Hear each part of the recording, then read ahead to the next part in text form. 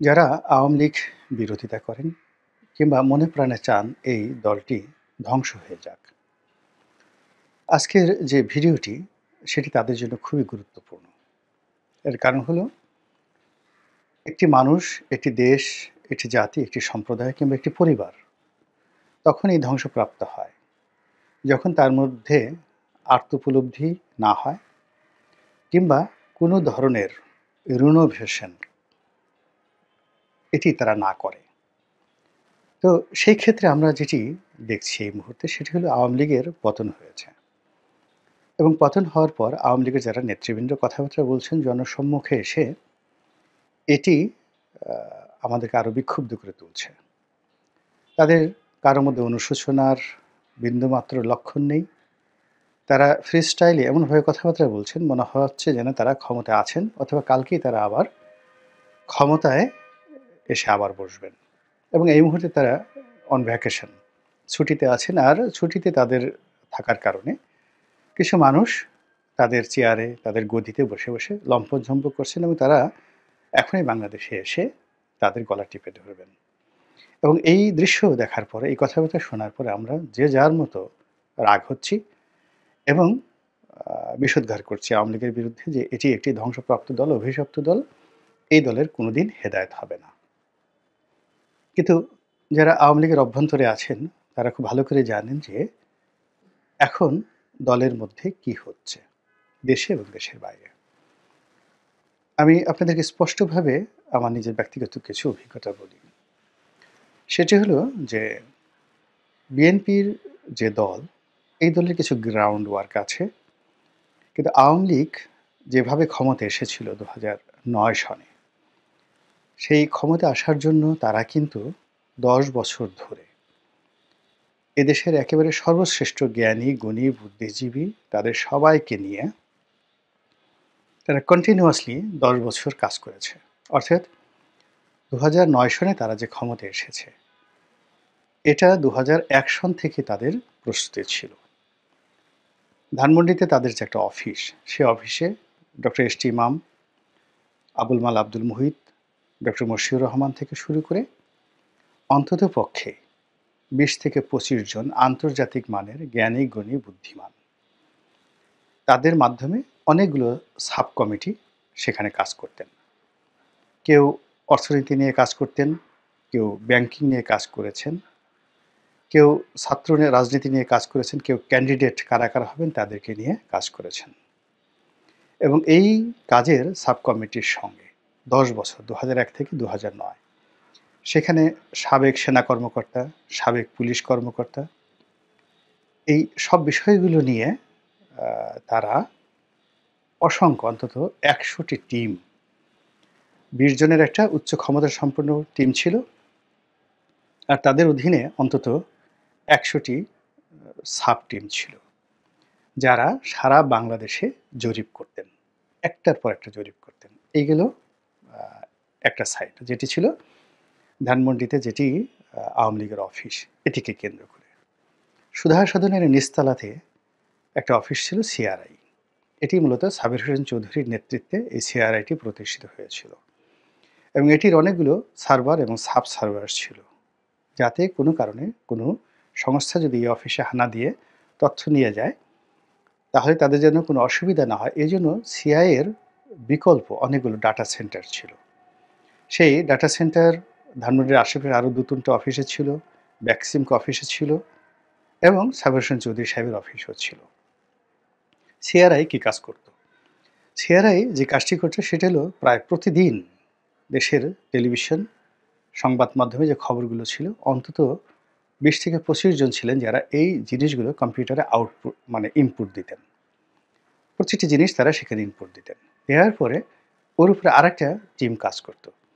এই ইনপুটের প্রেক্ষিতে, অর্থাৎ আজকে ১০০টি ঘটনা ঘটল। ১০০টি ঘটনা ঘটল, সেই ১০০টি ঘটনা ঘটার পর সেখানে এটার প্রেক্ষিতে জনমনে কী প্রতিক্রিয়া তৈরি হতে পারে, রাজনীতিতে কী প্রতিক্রিয়া হতে পারে, এগুলো বিশ্লেষণ করার জন্য আবার বুদ্ধিজীবী শ্রেণীর এক্সপার্ট একটা টিম সেখানে কাজ করতেন। তো সিআরআইয়ের এই টিমটি আর যেটা আওয়ামী লীগ অফিসের সেই যে টিমটি, এই দুটো টিমের সঙ্গে কোনো যোগাযোগ থাকতো না। এই দুটো টিমের অর্থাৎ সিআইএর যে সর্বোচ্চ রিপোর্ট আর ওইটার যে সর্বোচ্চ রিপোর্ট কেবলমাত্র শেখ হাসিনা এটা তদারক করতেন। এই গেল দুটো। এর বাইরে রাষ্ট্রীয় যে গোয়েন্দা সংস্থাগুলো, তাদের কাছ থেকেও তারা কিন্তু বিভিন্ন মতামত এবং জরিপ এবং তথ্য-উপাত্ত আনঅফিশিয়ালি সেগুলো আনতেন। এবং এই কাজগুলো করার ফলে পুরো বাংলাদেশের টেকনাফ থেকে তেঁতুলিয়া পর্যন্ত প্রতিটি নির্বাচনী এলাকা সম্পর্কে তাদের একটা স্পষ্ট ধারণা ছিল।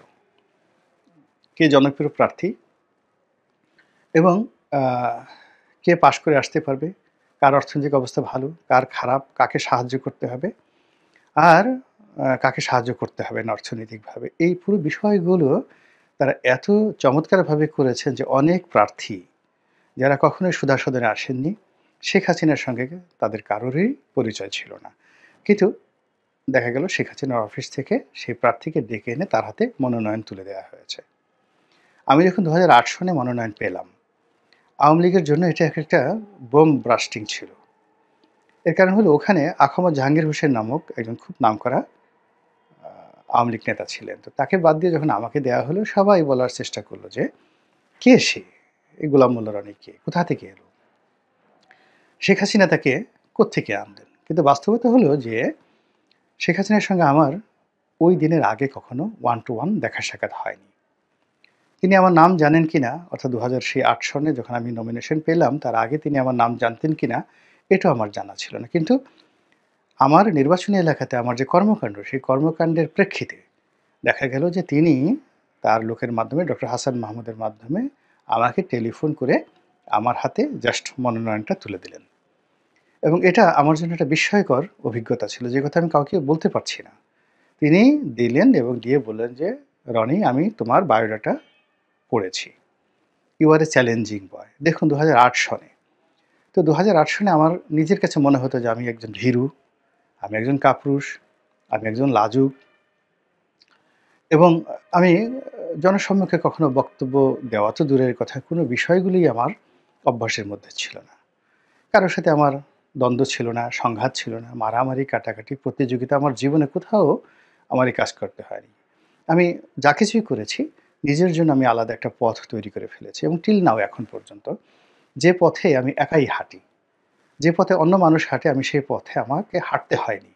আমি সারাটা জীবনই আমার যতটুকু জ্ঞান বুদ্ধি দ্বারা আমি পরিচালিত হয়েছি, আমি ব্যবসার ক্ষেত্রে, জীবনের ক্ষেত্রে, যাপিত জীবনের ক্ষেত্রে, এমনকি আমার ঘরের মধ্যে যখন আমি একান্তে আমার ছেলেমেয়েদের সঙ্গে থাকি, তখন আমি আমার নিজের জন্য একটা আপন ভুবন তৈরি করে নিই, যেখানে কোনো কিছু নিয়ে আমার পরিবারের কারো সঙ্গে দ্বন্দ্ব সংঘাত হয় না। তো এই মানুষটি কী করে চ্যালেঞ্জিং হয়? আমি তো কারো সঙ্গে কোনো সংঘাতেই যাইনি জীবনে। তো এই যে আমাকে চেনা, আমাকে চেনার যে ক্ষমতা আমার মধ্যে ছিল, আমি দেখলাম যে শেখ হাসিনার যে পুরো উইংস, সেই উইংস তাকে আমার সম্পর্কে যে ধারণাটা দিয়েছে এবং আমার বায়োডাটা তিনি পড়েছেন এবং সেই বায়োডাটা আমি তৈরি করিনি। সেই বায়োডাটা তিনি পড়ে আমাকে বললেন যে, "আমি তোমার বায়োডাটা পড়েছি, ইউ আর এ চ্যালেঞ্জিং বয়, তোমাকে একটা চ্যালেঞ্জ দিলাম।" এবং সেই চ্যালেঞ্জটা যে কতটা মারাত্মক ছিল, 2008 সনে যারা গলাচিপা দশমিনাতে আমার সঙ্গে নির্বাচনে ছিলেন, তারা খুব ভালো করে জানেন। এবং সেই চ্যালেঞ্জে পাশ করে আসাটা একদিকে মৃত্যু, অন্যদিকে জীবন। সেটা কেবলমাত্র ওই বিপদে যারা পড়েছেন তারাই বলতে পারবেন। অথবা 2018 সনে যে আমি বিএনপির মনোনয়ন নিয়ে প্রথমত নির্বাচনী এলাকায় গেলাম, যাওয়ার পরে পুরো এলাকাটি আমার জন্য একটা মৃত্যুকূপ হয়ে গেল। অন্য কোনো মানুষ হলে ওখানে যেতেই সাহস পেতেন না। আবার যদি কেউ যেতেন, মানে ওখান থেকে পালিয়ে আসতেন। আমাকে পালানোর জন্য কত মানুষ পরামর্শ দিয়েছে, হেলিকপ্টার পাঠাতে চেয়েছে। সরকারের বিভিন্ন গোয়েন্দা এজেন্সিগুলো আমাকে প্রলুব্ধ করেছে যে, "আপনি স্যার এখান থেকে চলে যান, আপনি যেকোনো সময় মরে যেতে পারেন।" তো যা হোক, কিন্তু আমি চ্যালেঞ্জ গ্রহণ করেছি। কিন্তু আমি এই যে চ্যালেঞ্জ যে গ্রহণ করেছি বা এখনো যে আমি প্রতি মুহূর্তে চ্যালেঞ্জ আ করে এগিয়ে চলেছি, এটা শেখ হাসিনা দেখতে পেরেছিলেন, বুঝতে পেরেছিলেন। তো যা হোক, যেটা বলছিলাম যে এই আ চ্যালেঞ্জ বোঝার যে ক্ষমতা তারই আছে যে নিজে চ্যালেঞ্জ ফেস করে আসছে। তো এই কারণে কি হলো যে আ আমি মনোনয়ন পেলাম, পাশ করে আসলাম। এরপরের ঘটনা তো অন্যরকম। এখন ওই ২০০৮ সনের বাংলাদেশে সে নিভৃত একটা জায়গাতে, গলাচিপার মতো জায়গাতে আমার মতো একজন অখ্যাত মানুষকে শেখ হাসিনার টিম কিন্তু খুঁজে বের করেছিল। তো কাজেই সেই শেখ হাসিনা এবং তার যে অভিজ্ঞতা আরও ১৫ বছরের বিরূপ অভিজ্ঞতা, সেই অভিজ্ঞতার কারণে তার আগের যে টিম বা টিম স্পিরিট এটা কিন্তু কোনো অবস্থাতেই নষ্ট হয়ে যায়নি, এটি বরং আরও বেড়েছে। এই কথাটি আমি বলতে চাচ্ছি। এবং যেটি হচ্ছে সেটি হলো যে তিনি ২০১২ সনের পর একটা রাজনৈতিক চক্রের মধ্যে তিনি পড়ে গিয়েছিলেন। তারপর ২০১৪ সনের পরে তিনি একটা রাধা চক্রের মধ্যে পড়ে গিয়েছিলেন এবং ২০১৮ সনে তিনি কেবল রাধা চক্র না, একটা আন্তর্জাতিক চক্রের মধ্যে তিনি পড়ে গিয়েছিলেন। আর ২৪ সনে তিনি তার কিচ্ছু করার ক্ষমতা ছিল না ভারতের বাইরে গিয়ে। জাস্ট একটা পুতুল হয়ে পড়েছিলেন। তো তিনি এখন মুক্ত বা ভারতের কবজায় আছেন, হোয়াট এভার মেবি। কিন্তু ২০১৪ থেকে ২০২৪ পর্যন্ত তার উপর যে প্রেশার ছিল এবং তিনি যে সিন্ডিকেটগুলোর দ্বারা নিয়ন্ত্রিত হতেন বা তাকে বাধ্য করা হতো, এর মধ্যে পরিবারের সদস্যরা জড়িত ছিলেন, এর মধ্যে ভারত জড়িত ছিলেন, এর মধ্যে আদানিরা ছিলেন, কিংবা তাদের এজেন্টরা যেভাবে বিভিন্ন রূপ ধরে এসালম হয়ে কিংবা বেক্সিমকো হয়ে যেভাবে তাকে একেবারে যাকে বলা হয় চারিদিক থেকে অক্টোপাসের মতো চেপে ধরেছিল, ফলে আমি তাকে ২০০৯-১০ সনে তার ভিতরে যে স্পিরিটগুলো দেখেছি, একান্ত আলোচনায় কিংবা সংসদীয় কমিটির বৈঠকগুলোতে তিনি সবসময় বিএনপির সঙ্গে একটি ভালো সম্পর্ক স্থাপন করতে চাইতেন এবং তিনি তারেক রহমান সাহেবকে পছন্দ করতেন না, কিন্তু বেগম জিয়াকে তিনি খুবই গুরুত্বপূর্ণ মনে করতেন। এটা সত্য কথা। তারপর তিনি জামাতকে কখনোই শত্রু মনে করেননি, কোনো অবস্থাতেই না। আমি নিজের চোখে অন্তত ১০টি ঘটনা দেখেছি যে অনেকে এসে বলেছে ওই অফিসারটি, ওই কর্মকর্তাটি জামাত করত, শিবির করত, এখন সে আওয়ামী লীগ সাজার চেষ্টা করছে। তো তিনি বলতেন যে উনি কি ভালো কর্মকর্তা কিনা? তো বলতেন যে হ্যাঁ। তো বলে তোমরা যার সঙ্গে পারো না তাদেরকেই তোমরা শিবির ট্যাগ দিয়ে, জামাত ট্যাগ দিয়ে তাদেরকে ব্যাকফুটেজে পাঠানোর জন্য চেষ্টা করো। এই কাজ আমি কখনো করতে দেব না। ফলে আপনি দেখেন তার দীর্ঘ রাজনৈতিক জীবনে বা তার কাছাকাছি সময় আমি ২ জন ক্যাবিনেট সেক্রেটারির নাম বলি। যেমন শফিউল আজম। আপনি দেখেন মুখে দাড়ি, নামাজ কালাম দেখলেই মনে হবে যেন জামাত করে এবং উনি কখনো বিএনপি করেননি। আবার মোশাররফ সাহেব নামক একজন ক্যাবিনেট সেক্রেটারি ছিলেন একেবারে প্রথম দিকে। তার বিরুদ্ধে আওয়ামী লীগের লোকজন অভিযোগ করত যে এই মানুষ ফ্রিডম পার্টির সাথে সম্পৃক্ত। এর কারণ হলো ফ্রিডম পার্টির যে পত্রিকা দৈনিক মিল্লাত, তিনি সেখানে নিয়মিত কলাম লিখতেন, জামাতের লোক, পুরো রাজাকার। কিন্তু এত সব অভিযোগের মধ্যেও এই যে ২ জন লোক ক্যাবিনেট সচিব হিসেবে দীর্ঘকালীন তার সঙ্গে দায়িত্ব পালন করেছেন, তো তার সেই উদারতা ছিল। তার সেই উদারতা ছিল, কিন্তু সেই উদারতা তিনি আসলে ২০১২ সনের পরে রাখতে পারেননি। কেন পারেননি সেটা একটা ভিন্ন প্রসঙ্গ। এখন যেহেতু তিনি একটা সুযোগ পেয়েছেন, এই সুযোগটাকে তিনি কিভাবে কাজে লাগাচ্ছেন সেটি হলো তিনি তার দলের যে সমস্ত লোকের কারণে দলের আজকের এই অবস্থা, তিনি এই বর্তমান জমানাটাকে কাজে লাগিয়ে তাদেরকে মাইনাস করার জন্য সর্বোচ্চ চেষ্টা করছেন এবং তিনি সফল হয়ে গেছেন এবং হবেন। যারা মন্ত্রী হিসেবে দুর্নীতি করেছে, এমপি হিসেবে দুর্নীতি করেছে, ওই সময়টিতে আসলে অনেকের অনেক কিছু করা যায় না। আমি নিজে দেখেছি যে আমার অনেক কর্মকাণ্ড আমি যখন এমপি ছিলাম প্রধানমন্ত্রী পছন্দ করতেন না, কিন্তু আমি এমন একটা অবস্থা তৈরি করে ফেলেছিলাম যে ইচ্ছা করে প্রধানমন্ত্রী আমাকে আসলে ওই সময়টাতে নিয়ন্ত্রণ করতে পারতেন না।